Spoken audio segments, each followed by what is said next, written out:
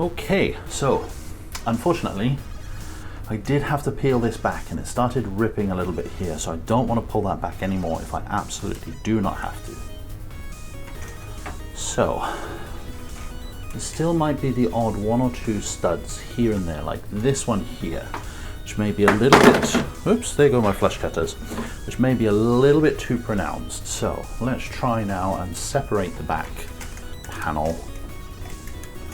Oh, this one is tough. I'm not too concerned with trying to get them exactly flat. Oh yeah, this one does not want to go. I'm not too concerned with trying to get these exactly flush to this plate because we can fix that later on. From the pictures, I've never actually opened one of these up, but from the pictures that I've seen, hopefully we will be able to correct some of this down the line now. So what I'm trying to do here is just separate the plastic here, separate this plastic from the other side, and it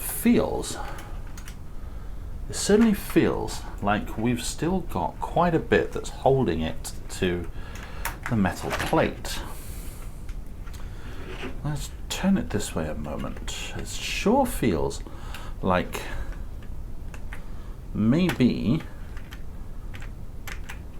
yeah, okay, I can feel the keys and the springs going a little bit limp, I think, when I pull it away. So, okay, I think it's just the case that we've still got some of these plastic studs are mushroomed over enough to keep the keep this plate from being separated. So I'm going to need to go over these with a fine-toothed comb.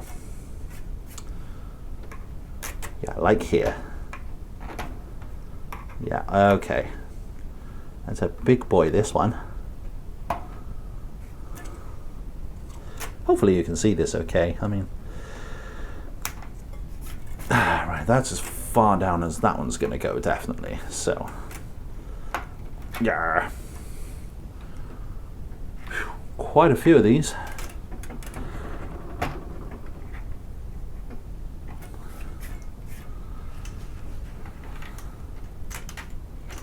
So, is it this stud over here? Right, so what I'm trying to do, just slowly as I go through, I'm just trying to slowly separate it and just try and see what's obstructing it. What I may do is go off and do a little bit of research here, just to check that I'm not missing anything here. I'm fairly sure this is just the ticket, it's just we need to separate these plastic studs. So as I pull the plastic away from the other side, you can see here where it is moving away. It's just, yeah, I think what it is, some of these studs are just, I can't cut them flush enough. I can't get them flush enough to the plate, to the holes in the plate, to get them out. I may just need to, I hesitate to use the word force, but I may just need to be a little bit unkind. Yeah, I'm... and this is definitely... I think this damage to this keyboard was definitely caused by e-liquid, unfortunately. There's a residue I can feel over the back of this thing, and it is the same sticky... the same sticky condensation type residue that I recognize from my vape, from the e-liquid. So yeah, this might be the ticket. I think I'm just being careful. Well, I don't need to be careful of the membrane. What I need to be careful of here is, oh, okay, I see. I think what I need to be careful of are the springs.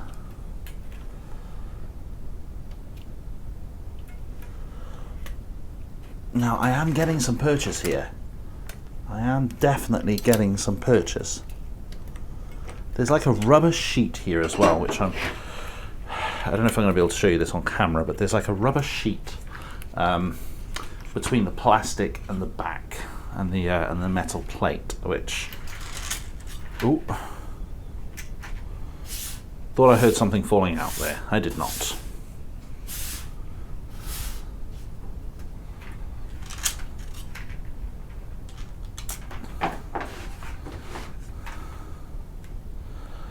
I may well have to cut this.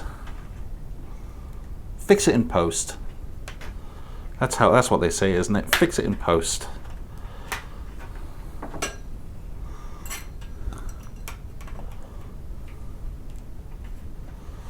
This probably feels like a more brutal process than it actually is. I'm probably there. It probably needs a little bit of persuasion, which when I'm around retro electronics, retro computers and stuff like this, you do need to be very careful. It's very easy to damage stuff. So, I don't know, I might be being a little bit too, ow, got my finger caught, might be being a little bit too ginger. So what I can see here now is this one here in the middle. I think what we get is this one is holding us up right now. I think what's going on, there are a couple of these quite large studs, which act as kind of an anchor point by the look of it. Oh, you little stinker, come on. It is separating. Oh, there it goes. There it goes. Ah, here we go. This is, oh, careful, careful, careful. This is more promising. There we go. Away we go.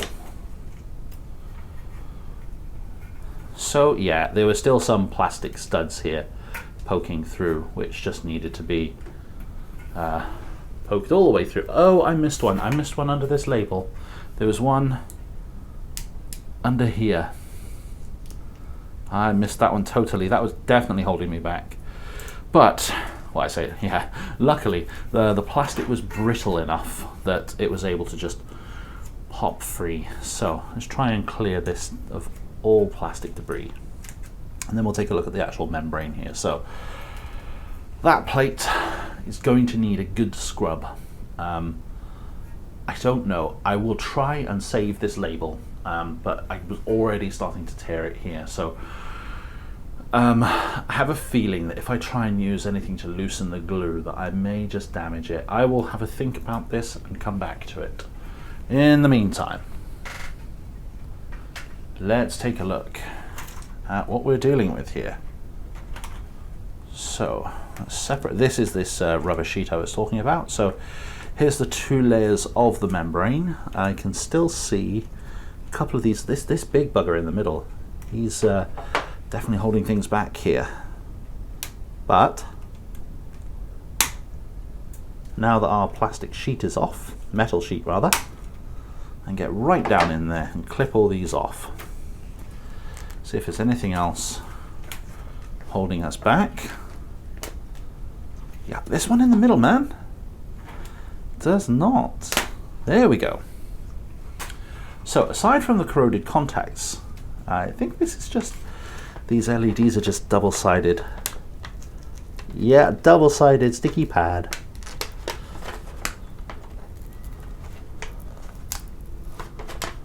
Alrighty, that's clear. Aside from, dead thing.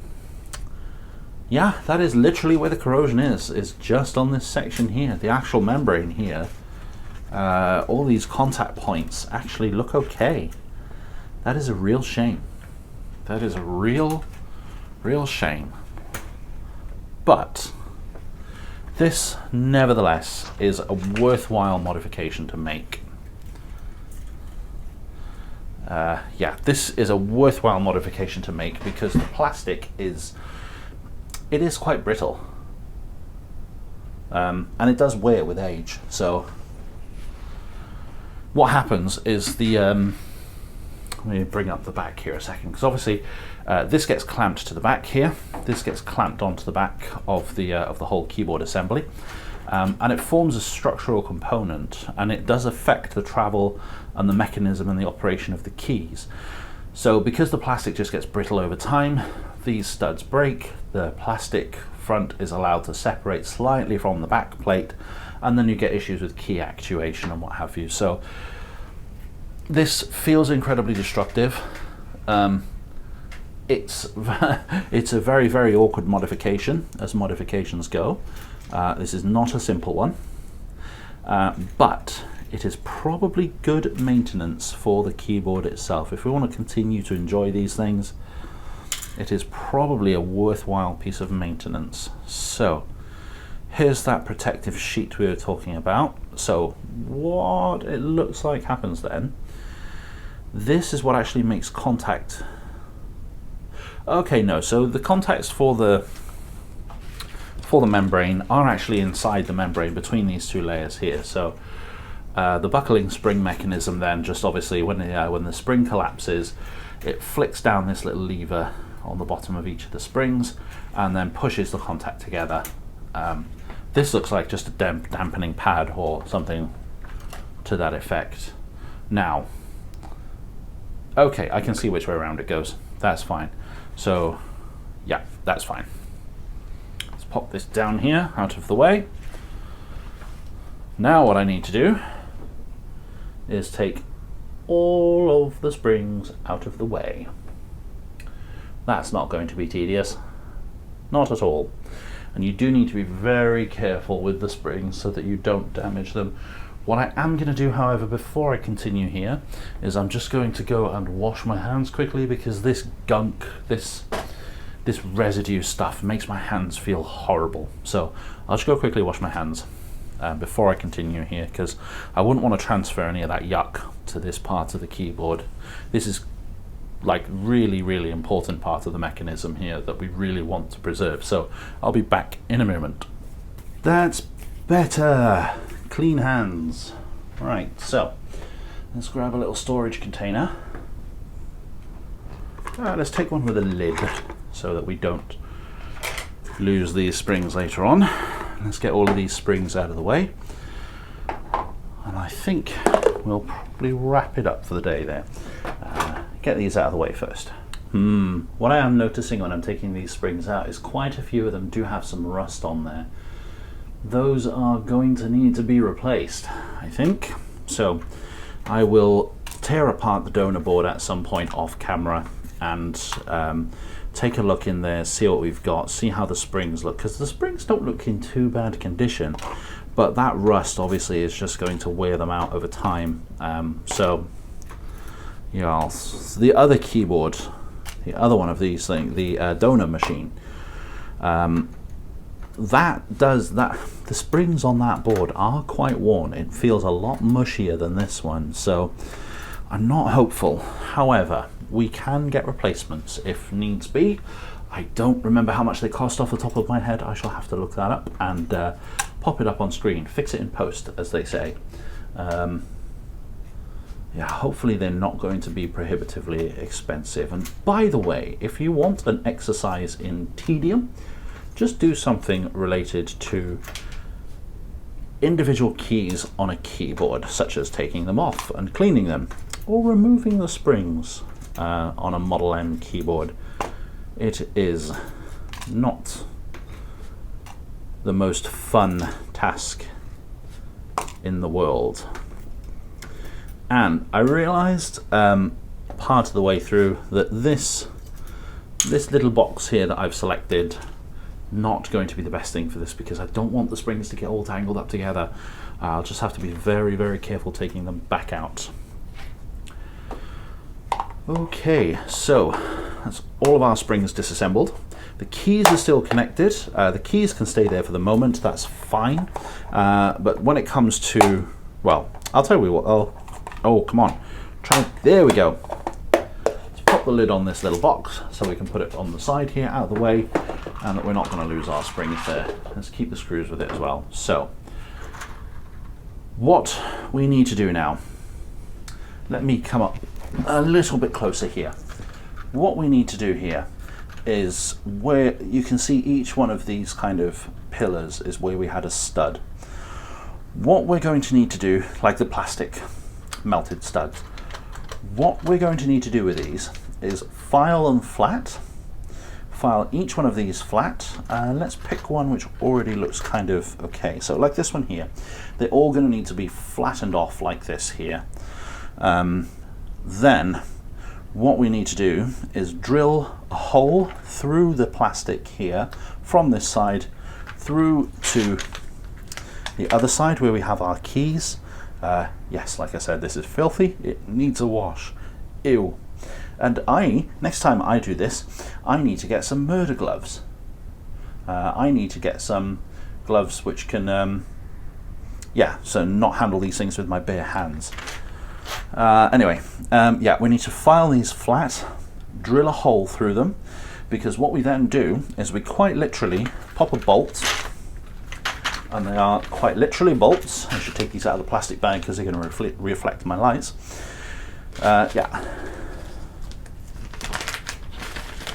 This is why it's called a bolt mod, is you end up with a bolt through the plastic, through the, oh, there we go, now you can see, through the plastic, through the membrane, through the metal plate on the other side, and secure the whole thing together. And there are lots of them. In fact, while I'm here, these are M2 8mm. Are these actually going to be long enough, I wonder? Let's just have a quick look. See if we can see whether or not these are actually going to go all the way through. I think I may need, whoop, come back here. I think I may actually need some longer bolts here. Let me try and see if I can, hopefully you can see that okay. I'm probably going to need 10mm rather than 8mm, unfortunately. Okay. So, I think that about wraps it up now then. The next, I say next, I'm probably going to have to split this, looking at how long I've been recording. I'm probably going to have to split this up. In fact, I'm running out of storage space, so I will record the voiceover in post because I'm about to run out of storage space. So, thank you for watching, and we'll catch you next time.